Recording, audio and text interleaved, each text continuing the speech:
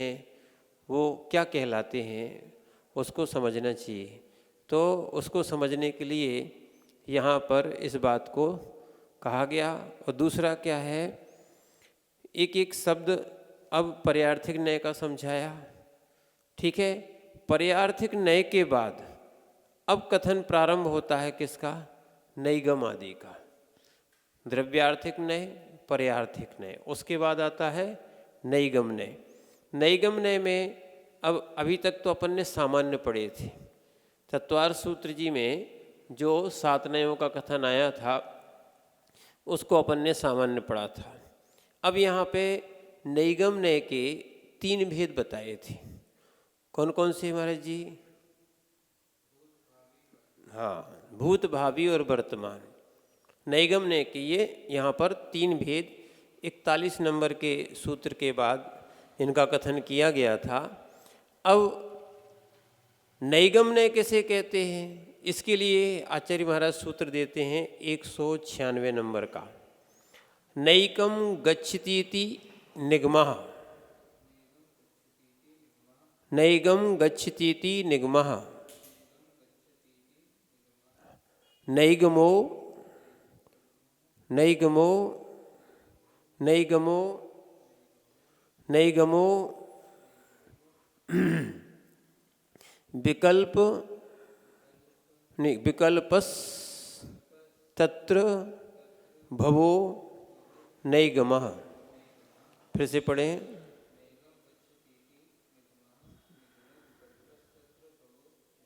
हाँ, नैकम गच्छतीति निगमः और नैगम विकल्पस तत्र भवो नैगमः।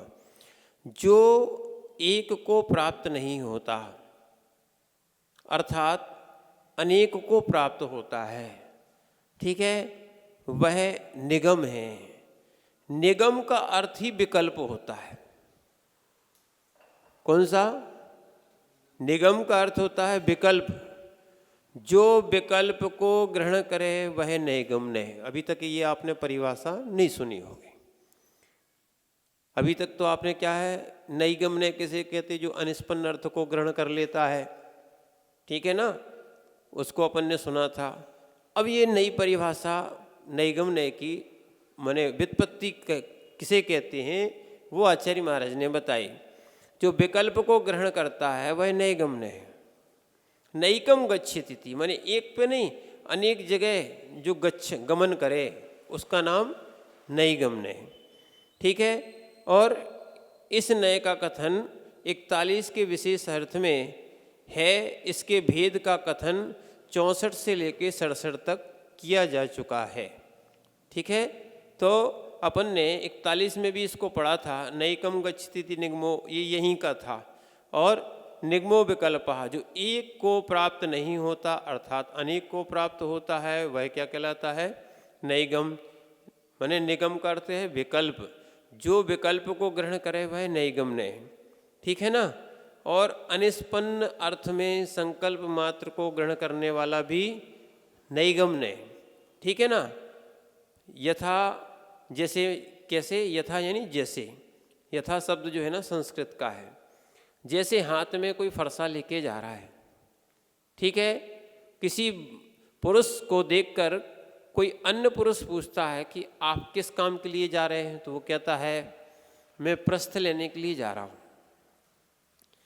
प्रस्थ का अर्थ होता है एक गेहूं आदि नापने का एक क्या, हाँ यंत्र कह दो, एक डिब्बा टाइप का। जैसे अपन लीटर का उपयोग करते हैं ना, पहले क्या होते थे कि तौलने के बाट कम होते थे तो उनको पसेरी है कहीं कुछ है ऐसे उसको नापा जाता था बर्तनों के माध्यम से। हाँ, सब हम समझ रहे, सब जगह अलग अलग भाषाओं का प्रयोग किया जाता था। तो संस्कृत में उसको प्रस्थ बोलते हैं।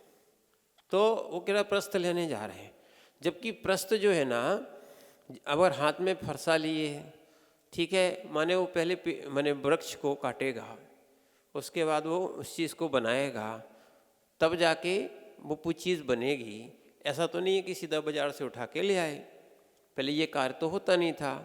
तो वो कार्य करने जा रहा हो, या मान लो कोई कपड़े जमा रहा है, ठीक, उससे पूछो कहाँ क्या कर रहे हो, बोले कि हम इंदौर जा रहे हैं। इंदौर थोड़ी जा रहे हैं, आप तो अपने क्या कर रहे हो, अभी कपड़े जमा रहे। तो यानी सीधा सीधा वो उस विकल्प को लिए हुए है, यानी अपने साध्य की सिद्धि के लिए वो सीधा कार्य बोल देता है। तो इसीलिए यहाँ भी दिख दिया है, वह कहता है कि प्रस्थ लेने जा रहा हूँ, यद्यपि वह प्रस्थ पर्याय सन्निहित नहीं है, अभी बनी नहीं है, तथापि प्रस्थ बनने के संकल्प मात्र से उसमें प्रस्थ व्यवहार किया गया है। बहुत सी चीज़ें कह दें अपन, जैसे माना कि क्या कर रहे हैं अपन लोग, नक्शा बना के मकान का रख देते हैं। नक्शा बना रहे, बोले मकान बना रहे, नक्शा बन रहा है, मकान थोड़ी बन रहा। हाँ, मकान वैसे ही बनेगा जैसा नक्शा है, ठीक है, उसको भी मकान बनाना कह देते हैं। इंजीनियर क्या कर रहे हैं, मकान बना रहे हैं, मकान नहीं बना रहे, अभी नक्शा बना रहे हो। तो इसीलिए जो विकल्प को ग्रहण कर लेता है उसका नाम क्या है, नैगम नय कहते हैं। तथा ईंधन और जल आदि में, जल आदि के लाने में लगे हुए किसी पुरुष को कोई पूछता है आप क्या कर रहे हैं, वो कह देता भात पका रहे हैं। वैसे ध्यान रखना, चावल नहीं बनाया जाता, चावल तो कच्चे को बोलते हैं, जो पक जाता है उसको क्या बोलते हैं, भात, क्या बोलते हैं। अब क्या है, अगर भात बोल दो तो लोगों को लगता है कि हम गांव की भाषा बोल रहे हैं। चावल नहीं खाए जाते, भात खाया जाता है। क्या खाया जाता है, आप लोग क्या कहोगे, भात लाओ कि चावल लाओ है? अच्छा, हाँ, अन्य जगह क्या बोलते हैं, चावल बोलते, बोले चावल लाओ, ठीक है ना। कोई कच्चे चावल ला के रख देगा कि भाई लाओ, तुमने जो कहा वो तो लाया। भात बोलोगे, हाँ, ये तो है कि अभिप्राय लगा ले तो बात अलग है कि आप भोजन के लिए बैठे हो और कहीं घर में या कहीं भी भोजन कर रहे हो, ठीक है ना, तो आप जैसे ही बोलोगे तो वो कच्चा नहीं लाएगा, लाएगा क्या, पका हुआ लाएगा। अभी विवेकशील है, माने वो नैगम नय को लगा लेता, कहने का अर्थ ये। तो नहीं तो क्या है, बहुत सारे लोग, आपने तो हमसे चावल मंगाए थे अब कच्चे लाए, आप पहले बोलते कि भात लाना था। अरे भैया नय लगा लिया करो, क्या लगा लो, क्या करो, नहीं तो बहुत सारे लोग मात्र बात को पकड़ के विवाद करते हैं। जिनको विवाद करने का ही शौक होता है वे बात पकड़ते हैं। मैंने या ये कह दो, जिनको काम नहीं करना पड़ता है वे क्या करते हैं, कोई ना कोई एक बहाना निकाल लेते हैं। हाँ, जैसे एक प्रमादी से कहा गया भैया तुम कुछ नहीं कर रहे हो तो मटर छीलो, उसने कहा ठीक है। अब उसके पास थोड़ी देर बाद फिर पहुंचा कोई कि भैया छीले कि नहीं छीले। अरे बोले देखो छोटे तो यहाँ रख देंगे, बड़े वहाँ रख देंगे, बीच के कहाँ रखेंगे ये बताओ, बीच के कहाँ रखेंगे। अब ये तो आपने बताया नहीं था, मैंने सीधा सीधा है, काम करना नहीं है। हाँ सुनना, उनको सीधी बात काम करना नहीं है, तो बोले आपने सही नहीं बताया था इसलिए काम नहीं हुआ, काम ही नहीं करना है। तो ऐसे बहुत सारे लोग जो होते हैं जिनको काम करने की ललक होती है, लगन होती है उनको, या अपना कार्य तो सब अपने कर लेते, अंधा भी सुनो, पागल भी सब कर लेता अपना काम, सीधा सीधा है, प्रयोजन जिसको जैसा होता है वो कार्य कर लेता है, ठीक है। इससे उनका प्रमाद झलकता है, साक्षात झलकता है, ठीक है ना। तो इसीलिए यहाँ नैगम्य लगा लिया जाता है। तो नैगम्य से वो बोल रहा है कि कहाँ जा रहे हैं, हम भात पका रहे हैं, तो भात पका रहे, ठीक है। सामग्री इकट्ठा कर रहा है तो क्या कर रहा है, भोजन बना रहा है, ठीक है ना, इसलिए वो सामग्री इकट्ठी कर रहा है, वो पूरा कार्य बताता है। उसी समय भात पर्याय सन्निहित नहीं है, केवल भात बनाने के लिए किए गए व्यापार में भात का प्रयोग किया गया है। इस प्रकार का जितना व्यवहार अनिष्पन्न अर्थ के अवलंबन से संकल्प मात्र को विषय करता है वो सब नैगम्य में आ जाता है। किसमें आता है, नैगम्य में आ जाता है, यानी विकल्प को ग्रहण करने वाला कौन सा होता है, नैगम्य, ठीक है ना। अब इसके बाद आता है संग्रहण। अभी तक तो उनके भेद पड़े थे, अब उनकी व्युत्पत्ति अर्थ बताई जा रही है। संग्रहण किसे कहते हैं, तो सूत्र नंबर 197, उसमें आचार्य महाराज बताते हैं अभेद रूपतया वस्तु जातम संग्रहणातीति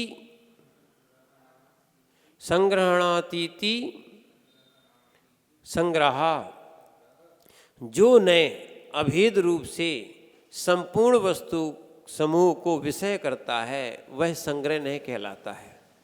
ठीक है ना, यानी इकट्ठे करने को संग्रह कहते हैं। अभेद रूप से उसने ग्रहण कर लिया सारी वस्तुओं को, तो वो क्या कहलाता है? संग्रह नहीं। जैसे द्रव्य कहा गया, सारी द्रव्य आ गई, 6 द्रव्य आ गई, ठीक है ना, तो वो संग्रह नहीं कहलाता है। संपूर्ण रूप से उसने द्रव्य को ग्रहण कर लिया। तो ये क्या है? जो नए अभेद रूप से संपूर्ण वस्तु समूह को विषय करता है उसको क्या बोल दिया? क्या है? संग्रह ने। इसका भी कथन जो है ना, अपन पहले विशेष रूप से 41 की जो अपनी टीका थी हिंदी, उसमें कहा गया था जो नए अभेद रूप से वस्तु को ग्रहण माने विषय करता हुआ है वह संग्रह ने। भेद सहित सब पर्यायों को अपनी जाति के अवरोध के द्वारा मानकर सामान्य से सबको ग्रहण करने वाला होता है संग्रह ने। जैसे सत बोल दिया तो क्या है? सत, द्रव्य और घट आदि है। ऐसा कोई पदार्थ नहीं है जो सत ना हो। क्या ना हो? सत ना हो। इसलिए सत में ये सारी चीज़ें आ गई। सत कहने पर क्या है? इस माने सत इस प्रकार का वचन और विज्ञान की अनुवृत्ति रूप से लिंग से अनुमान सत्ता के आधारभूत सब पदार्थ का सामान्य रूप से ग्रहण हो जाता है। सब सामान्य रूप से ग्रहण हो जाएगा। वस्तु सामान्य विशेषात्मक होती है, विशेष पर्याय कहलाती हैं, सामान्य द्रव्य कहलाता है। क्या है? कोई भी वस्तु होगी सामान्य विशेषात्मक होगी, पर जब भी सत कहा जाएगा, सत सामान्य को ग्रहण करता है, उसमें द्रव्य होती है, ठीक है ना। और द्रव्य में ही गुणों पर्याय पाए जाते हैं। ऐसा नहीं है कि गुणों पर्याय उससे भिन्न रहते हो, उसी में पाए जाते हैं। तो सत यानी सत्ता।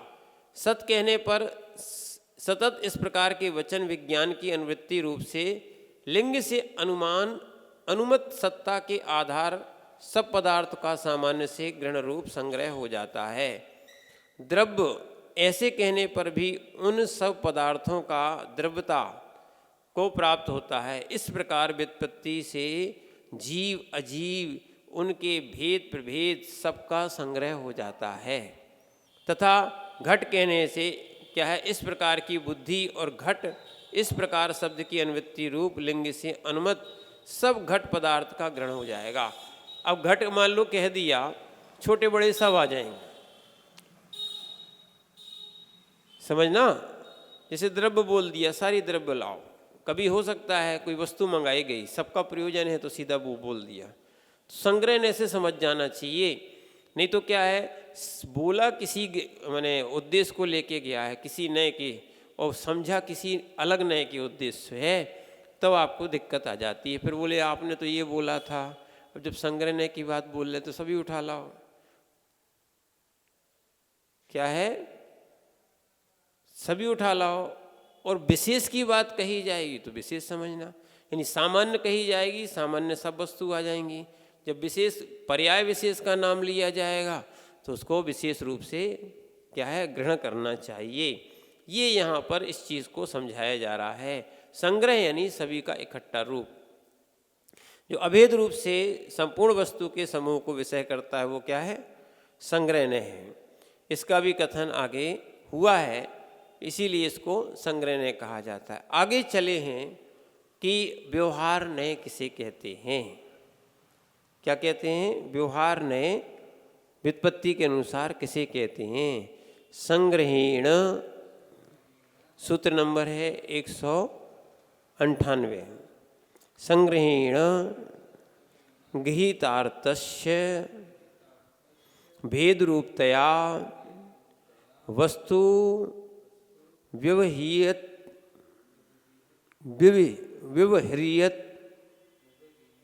इति व्यवहारा, यानी यहाँ आचार्य महाराज बताते हैं संग्रह नय से ग्रहण किए गए। इसको शायद सुधारा कि नहीं सुधारा? हाँ, संग्रह, उसमें एक ही मात्रा लगी है, वो हा में लगनी थी, ठीक है ना। तो संग्रह नय से, क्योंकि इसमें तृतीया लगी है, तो संग्रह नय से ग्रहण किए हुए पदार्थ को भेद रूप से व्यवहार करता है, वो ग्रहण करता है, उसका नाम व्यवहार है। व्यवहार का अर्थ होता है भेद करना। व्यवहार ने भेद करता है, निश्चय ने अभेद करता है। क्या है? व्यवहार ने संग्रहण के द्वारा जो गृहीत वस्तु है उसमें भेद करता है। जैसे द्रव्य कहा गया, द्रव्य में जीव द्रव्य, अजीव द्रव्य, ऐसे भेद कर देगा, ठीक है ना। या फिर अजीव द्रव्य के भी 6 भेद कर देगा, जीव द्रव्य के क्या है, वैसे भेद नहीं है, संसारी और मुक्त हैं, फिर संसारी के भी भेद आ जाएंगे। ये सब भेद भेद करते जाएंगे, तो ये भेद करने वाला कोई होता है, उसका नाम है व्यवहारण्य। क्या होता है उसका नाम? व्यवहारण्य। इस प्रकार यहाँ पर इस संग्रहण्य को समझना चाहिए। एक और सूत्र आखिरी पढ़ते हैं, क्या है? सूत्र नंबर है 199। ऋजु सूत्र नय के बारे में बताते हैं। ऋजु प्रांजलम सूत्रीयति ऋजु सूत्र, यानी जो नय ऋजु अर्थात अवक्र सरल को सूचित ग्रहण करता है वह ऋजु सूत्र। यानी जो सरल सरल को ग्रहण करता है उसको क्या बोलते हैं? ऋजु सूत्र है। जैसे बच्चे लोग प्रारंभ अवस्था में ज़्यादा नहीं बोल पाते हैं, ज़्यादा शब्दों का प्रयोग नहीं, तो उनके प्रयोग को वैसा समझना। जल के लिए वो मम बोलते हैं, क्योंकि जल बोलने में उनकी जीभ लौटती नहीं है, ठीक है। तो धीरे धीरे धीरे छोटे के शब्द अलग होते हैं, और फिर कठिन कठिन शब्द उनको धीरे धीरे धीरे धीरे बोलने में आते हैं। माने जैसे जैसे अभ्यास बढ़ता जाता है, हम लोगों ने भी गाथाएं पढ़ी और भी चीज़ें पढ़ी, पहले ये भी पढ़ना नहीं बनता था, धीरे धीरे क्या होता है, हाँ, फिर क्या होता है, अभ्यास से ये सतत कार्य होने लगते हैं। तो कहने का अर्थ है जो ऋजु यानी सरल को ग्रहण करता है वो कहलाता है ऋजु सूत्र, ठीक है। जैसे मान लो ऋजु कहा गया, तो ऋजु का अर्थ क्या है? अवक्र, कोई वक्रता नहीं है उसमें, कोई टेढ़ापना नहीं है, ठीक है ना। और सूत्रति सरल को सूचित करता है, वो क्या कहलाता है? ऋजु सूत्र नय। इसका कथन भी 41 नंबर की टीका में विशेष रूप से किया जा चुका है इस प्रकार। और इसके भेद का कथन 73 से लेके 75 तक, इसके भी ऋजु सूत्र नय भी 2 प्रकार के होते हैं, उनका कथन यहाँ पर किया जा चुका है। अब मात्र यहाँ पर ऋजु सूत्र क्या कहलाता था उसको आचार्य महाराज ने सूचित किया था, क्योंकि पहले नाम बताए थे, यानी संज्ञाएं बताई थी, संज्ञाओं के बाद भेद बताए थे, भेद बताने के बाद उनकी व्युत्पत्ति बताई कि उसको क्या कहते हैं। तो ये व्युत्पत्ति थी, यानी ऋजु का अर्थ क्या होता है? सरल, जिसमें कोई भी वक्र परिणाम नहीं पाए जाते ऐसा समझना चाहिए। ओम नमः सिद्धेभ्यः।